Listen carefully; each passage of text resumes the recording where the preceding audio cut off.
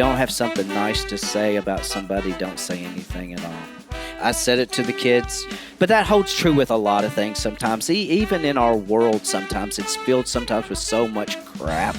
And sometimes we just got to look at the good.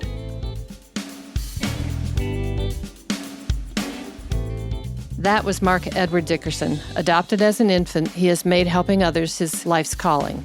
He and his husband, Chef Kevin, own a cafe and catering business that permits them to feed the Nashville community in so many ways. His calling to help others is very unique, and as a couple, their circle of friends is almost as big as their generosity and their hearts.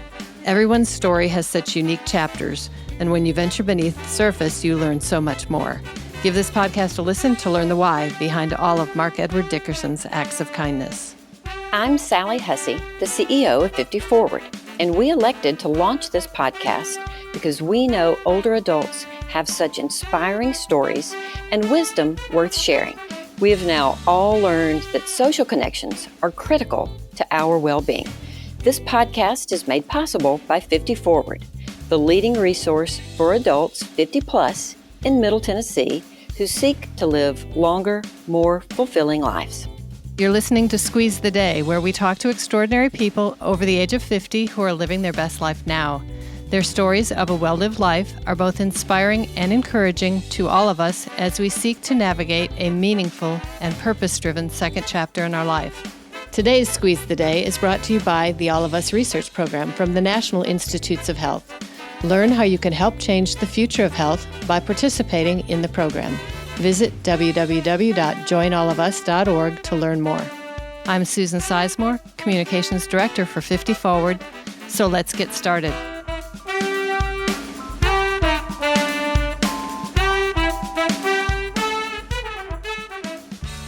Mark, will you tell us a bit about your roots and your upbringing? Well, I was actually born in Birkenfeld, Germany, and I was adopted there. And my adoptive mother and father were stationed in the Army over there, and my mother had not been able to have children, and so she went through the Catholic Church and was able to get me. And we stayed there just probably through my adopted father's time of service. And then we came back to the United States, living in Atlanta. And that's where I was naturalized as a U.S. citizen. And then we moved on into Tennessee. But Tennessee's pretty much been my home. I'll call it home all my life. I had no idea that you were adopted, and somewhere along the line in conversations and in some research, I discovered that fact, and I think that gives a total different aspect to our conversation. You also recently learned you have a sister, and I want you to tell us a bit about that discovery. It was through the crazy internet, and people say that crazy things happen through the internet. So this lady just messaged me, and she says, I'm your sister, and I thought, yeah, sure you are. And I told Kevin about it, and he says, well, ask her like a crazy question that only you would know the answer to. So, I started asking her like these random questions that maybe only me and someone else might know, and she knew the answers to these things. So we started a conversation, and true enough, she was my adopted father's, one of his daughters. So she had found me through the internet.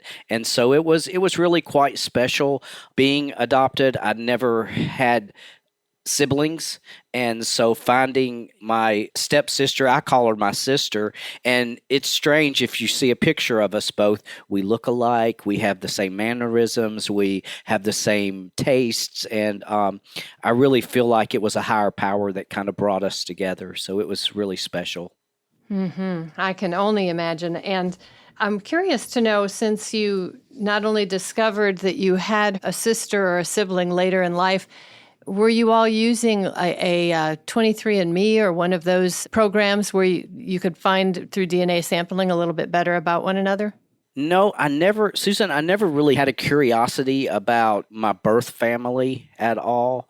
My adoptive mother passed about 10 years ago. So once she passed away, I am more curious now, and I have done the 23andMe, but Michelle actually found me just through the internet, searching Mark Edward Dickerson, and, found me that way.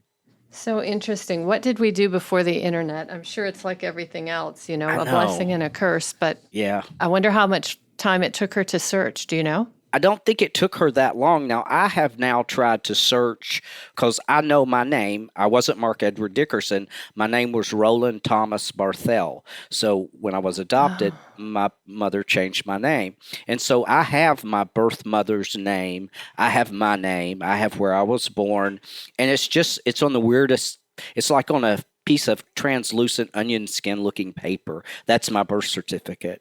And then I have a naturalization papers but I have a lot of things at my fingertips. It just seems like it's been harder for me to locate anybody in my birth family. I have done a little looking. I did the 23andMe, and it has shown people not direct connections. I guess they're down in the genealogy in the tree, and I've tried to reach out to them, but I guess they're doing what I did when I got this random message from somebody on the internet, like, yeah, who is this? But so I'll keep kind of hopeful with that. I'd love to go back to Germany one day. The 23andMe showed me that I'm not much German, though. My background does have more Italian and things like that in it. So I figure my name was Roland Thomas Barthel, and her name was Katrina Barthel. So she definitely probably was German, and then possibly got with a serviceman, and that's how I became. Very, very interesting. And to have those different roots. And the minute you said so much Italian, I thought, let's talk a little bit about business and what you do for a living, because you're not only a small business owner, but there are challenges in that world. But let's talk about your cafe and catering. It's the Donaldson Cafe and Catering, and actually Donaldson Cafe and Catering, it used to have another name, and Kevin, my husband, has been here at 50 Forward working in that kitchen there for probably close to 15 plus years. And the owner of that business decided to step away and gave Kevin the opportunity to come forward and take over the business. So about 5 years ago, that is when we took over kind of as a couple and started just hit the ground running and started shaking things up over here. So it's been a lot of fun. There have been some challenges now with COVID and now with food pricing and things like that. But, we never closed down, not one day during the pandemic, not once. That is amazing. Yeah. When that all started, it was right after the tornado had hit in the Donaldson area. So the tornadoes hit, and that was in March, and I think everything closed down about in April. So we were just kind of like, what can we do? How can we help? And we just thought, what do? We feed people, and that's what we started doing. We started feeding it was the first responders and the people helping the families that had been affected by the tornadoes. And then we went straight into the pandemic, and we started identifying seniors within our community and others within our community who were just scared to get out, who were, didn't want to go to the grocery store, couldn't, and we started feeding them. And we continue to do that today. So that brings to mind a couple of things, as a small business owner and prices are going up and you're doing your best to survive, but you're also feeding the community literally and figuratively so much. Why is that so important to you? It's just our way of giving back, I guess, our way of giving back to the community. It makes us feel good. It has gotten quite costly. And, Kevin, a lot of times he'll look at me and I'll say, well, we had quite a bit of this special that we're doing today of baked ham. Where did it all go? And he'll say, well, I had 20 outbound meals going out today. So we have to take that into account. Those go out the door without anything really coming in. So, it has gotten to be a challenge, but it's something we continue to do. It feeds us, I think. That's a really cool statement, too, because, in a lot of ways, we talk, in the nonprofit sector about how by giving you receive so much. And oftentimes, I think people look to volunteer because they really don't, maybe they've retired or they're not quite sure how to help. But 9 out of 10, maybe 10 out of 10 people will say something about, they get back way more than they give. Yeah.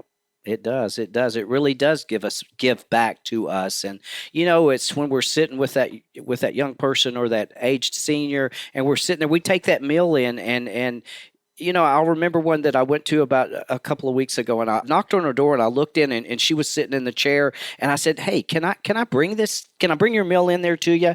And she said, "Yeah." She tried to get up, she really couldn't. She was on a walker. I walked over, I handed her a meal. I said, "Can I get you a spoon?" And she said, "Yeah, it's right there in my kitchen." So, and I was probably the only person she had seen that day, and so that definitely feeds me. The problem is, though, I want to sit down, I want to talk to her. I want to spend more time than I can. But, we find time to do that too. We have drivers that do our outbound meals. It's not delivered by just some random person. These are people, friends of ours really, who have started delivering these outbound meals for us. And they've really have become close to the people that they're delivering to. They're almost like family with them. And it's almost like a well check for some of these people. They go to their house, they check on them. If they don't answer, they call us, they call the family. And we did have a situation to where one of our drivers, the woman that we delivered to, had fallen in her house. We got a hold of the family. They were able to get, so good outcome there. You've touched on a point that across the globe, throughout the nation, of course, people need company. They need people to visit with. They need people to check on them and bring them food. What would you say to that? Because I think you're experiencing that firsthand. They do. I mean, need people, especially now because we've been cut off from everybody for so long. And it's not just the elderly. It's all of us need people. It's that friendly smile. It's that pat on the back. It's that just, "Hey, how you doing?" Things like that really mean something to me too. As I'm walking in the grocery store and someone takes that minute to speak and say, "Hey, how are you today?" Maybe it's just a security guard at the front desk, but those things go a long way. So I've read that your personal mission is to feed and help people who are hungry, and especially those who are in need or in crisis. How did that come about? Is that something your parents instilled in you? My adopted mother, she to me was my mother. I mean, her death was really tough for me. And I think, when she passed about 10 years ago, it almost had me kind of spiral a little bit down. But I think she instilled that cooking and that, well, I'll tell you what she said. She said, "Food is comfort food." I can remember her saying that so much, and she would take the dishes over to the church ladies, or, somebody would be getting married, or someone would pass away and she'd cook the cake or bake the casserole, and, it's comfort food. And I can always remember her saying that. And so I guess that kind of got instilled in me. That's something that I can do that's kind of simple, but man, it really goes a long way. And it feeds you inside and it feeds you outside too. So I really like that. I mean, I like the saying comfort food, and I like to think of that's what our food is. It nourishes you, and then we help to kind of nourish you. So you and your husband, Kevin, have been hosting the Truly Thankful Thanksgiving for years. And I'm curious, what inspired you to do that? That was kind of simple too, Susan. I mean, we were sitting at home one day, and both of the kids were grown. They had gone out on their own. One had just turned 18. The other one was in the service. And, we'd cleaned up the kitchen. We were sitting there. The next day was Thanksgiving, and we didn't have anything to do. And it was like, Hey, I said, "Well, let's cook a turkey. Let's cook a turkey." And I'm like, "No, I don't want to dirty the kitchen up. It's clean here at the house." I said, "Let's go down to the center. We'll go down there. We'll cook a turkey." And I said, "You know what?" I said, "I'm just going to post it on the internet." I said, "I'll post anybody that doesn't have a plate or a place to go, come see us." Well, that was the beginning of something magical. It truly, truly was. Yes, we feed the hungry, but yes, we have fed. I mean, it's a magical thing. It really is. I have fed down at the mission. It's not a mission experience, and there's nothing wrong with that.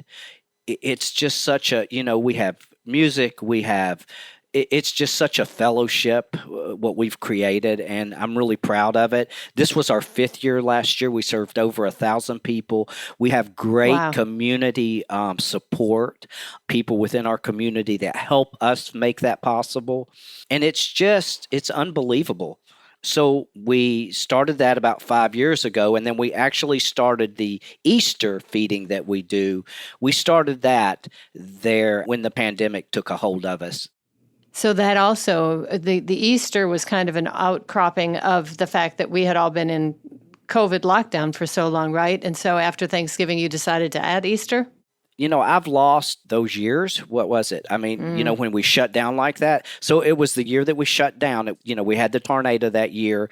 That was in March. And then in April was Easter. We didn't know what to do. I mean, everybody was so downtrodden and scared and frightened. We didn't know what to do. So we wanted to feed. Well, we really couldn't because everything was locked down. What do we do? How do we do it?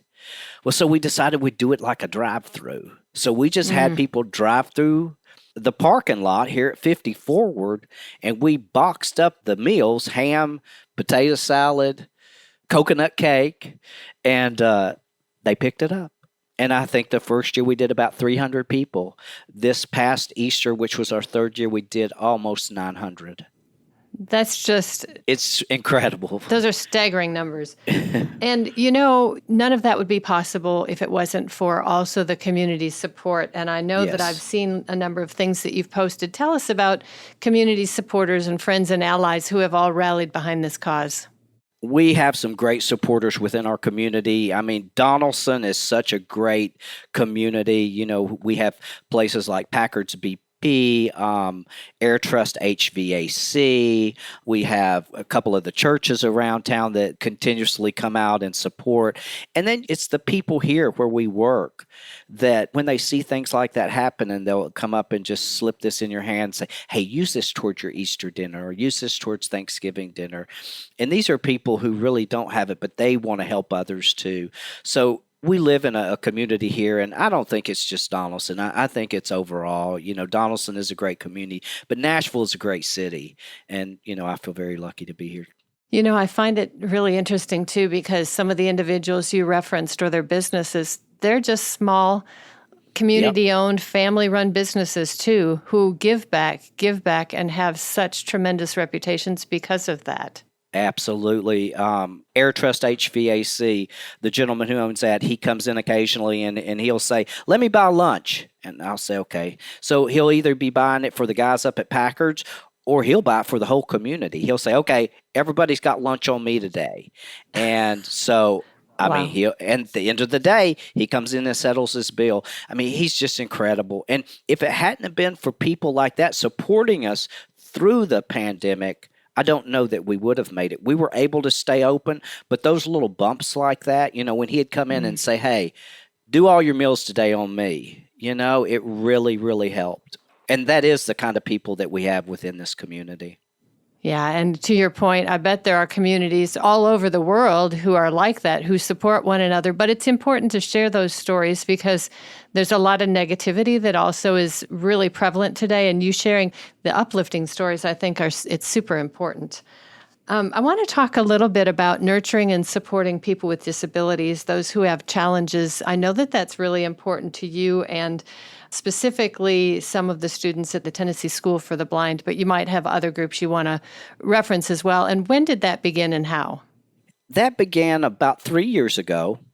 And I noticed this group of young people, and they were coming into 50 Forward, which is where our cafe is located. They were coming in every day, and I would see them walk through the auditorium, and they were pushing like a cleaning cart, and I was kind of wondering what they're doing, and they just kind of were trotting along, just kind of with their heads down. And so I went over and I asked the guy, I said, what are y'all doing? And he said, we're here cleaning. We clean the exercise equipment.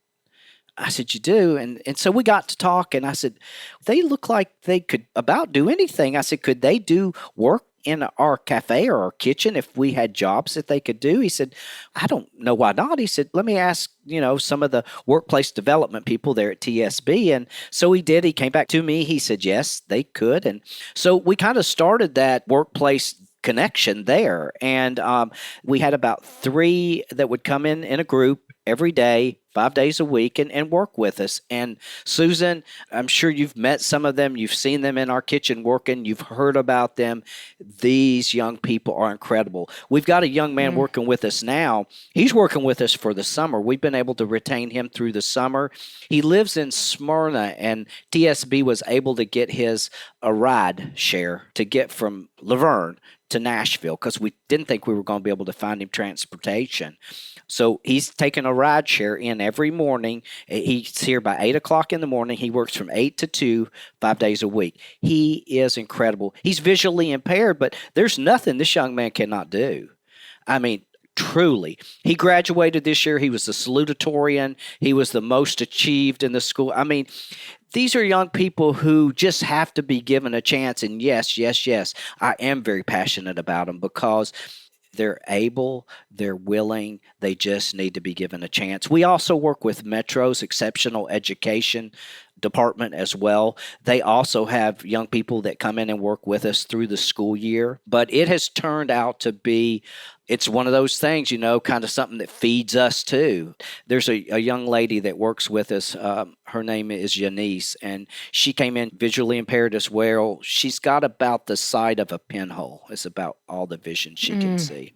But she would never laugh. She would never, there was just no interaction. And to hear her laugh and cut up with us now, just unbelievable. She helps us dish up during the play. She'll be here when we do this dinner show that we're fixing to start Thursday here at the Larry Keaton Theater. She helps us during dish up.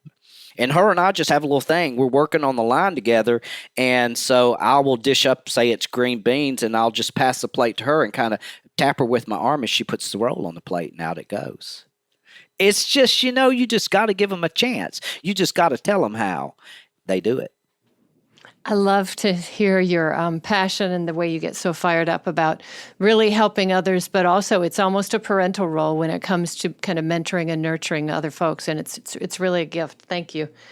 I'm going to talk a little bit about you and Chef Kevin, your longtime partner, but also now your husband, and how you two came to be a couple. We actually met here in Nashville. We were both working. There's a local hotel right here in the area, right near 50 Forward here. It's the Marriott Hotel right up here on the hill, you would say. And that's where Kevin and I met. He was working as a chef there, and I was working as a room service waiter. And that's where we met. He was serving up dishes on the line, and I would always get my food a little bit quicker than everybody else. So, but that's where we met, and that's where it started. And it's been a ride. We've been together. This year will be 40 years. So, wow. Nashville was a different place then. So, even with the adoption of our children, two guys couldn't adopt children. We had to do a single parent adoption. When we got to the adoption, we couldn't find a judge who would hear it. So we had to hire an attorney to help us find a judge, and we were able to finally. And so it turned out to be the magical and beautiful experience that it should have been. But it was a challenge. How interesting. I think, sharing those stories helps kind of illuminate really everyone's life, and their story is a little different. But I also think it also sheds light on where we were then, and today things are a little bit different. Right. Today we can get married, and we did. So about 3 years ago, and what better place to do it than the place where we work? And, we were able to invite, seniors. You might think, hey, they're not going to be really open to two guys being in here getting married. They all turned out. And it was such a wonderful evening. And the people within the place where we work here, I would just invite everybody to come out. It's just such a wonderful, loving community, this place where we work, these people that we work with. So I would invite everybody to come down and get a piece of this. So you're speaking specifically about one of the 50 Forward centers in Donaldson, and I think your service, if I remember correctly, it was in the former gymnasium of the Donaldson Elementary School, which is now the 50 Forward Center, Donaldson Station, and I believe it was standing room only. There was a huge crowd. It was. And our youngest son, who was in his dress blues because he was in ROTC. He walked us down the aisle, and then our oldest son was actually online with us. He was stationed not overseas. I think he was at his place of duty here, but him and his wife were online with us on the video there. So it was wonderful. And then where did we go that night to spend the night? We went back where we met, to the Marriott. And how special. Yeah, it was. It was really great. And I told them, and they gave us the room complimentary for the night. So it was a special, special night. So, will you talk a little bit about being a foster parent and, that experience? I said early on that I always wanted to be a parent. They say that women have that maternal thing, and a lot of us guys don't have it. I think now with this metrosexual stuff, a lot more men are more maternal and giving and loving and caring, and we fix our hair and we wax our ears and our, all of these things. And so, but I just knew I just had that maternal thing going on. I wanted to be a dad. And so Kevin and I talked about it, and he wasn't really resistant. I can remember him diligently going to every class because we had to go through a series of, it was called MAP training. We had to go to these classes, and then after a certain period of time, you were certified to be a foster parent. And so we got our home opened up, and it was all done here local. We didn't go to anywhere else to adopt. We wanted to do it right here if we were able to do it. We didn't know that foster parenting would work into adoption, but we had been told that, foster parent would be a good place to start. And there's all kinds of children who come into foster care. You get some that might be fire starters, or some that are sexually abused, or some that, might have disabilities. And the less restrictions you put on the type of children you'll take in, the more calls you'll get.